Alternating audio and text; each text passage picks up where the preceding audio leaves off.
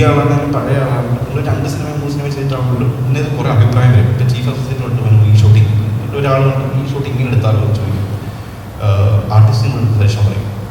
അപ്പം അങ്ങനെ കുറേ പേര് സജഷൻ പറയാൻ നിങ്ങൾക്ക് ഉണ്ടാവും. ഇതിലേതാണ് നല്ലതെന്ന് നിങ്ങൾക്ക് മനസ്സിലാകണമെങ്കിൽ നിങ്ങൾ ടെക്നിക്കൽ നോളജ് വേണം. നിങ്ങൾ കുറച്ചുകൂടി ടെക്നിക്കലി സൗണ്ട് ആണെങ്കിൽ നമ്മൾ പറയുന്നതാണോ നല്ലത് അവർ പറയുന്നതാണോ നല്ലതെന്ന് ജഡ്ജ് ചെയ്യാൻ പറ്റും.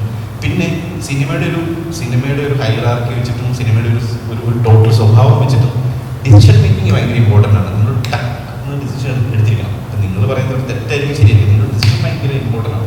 പിന്നെ ഇത് മാറ്റാനൊരു ഇപ്പം നിങ്ങളൊരു സാധനം ഷൂട്ട് ചെയ്തു അൺലെസ് നിങ്ങൾ ദിനേശ് പോത്തലല്ലെങ്കിൽ ആ ലെവലിൽ നിങ്ങൾ എത്തിയില്ലെങ്കിൽ നിങ്ങൾക്ക് മാറ്റാൻ പറ്റത്തില്ല പെട്ടെന്ന്.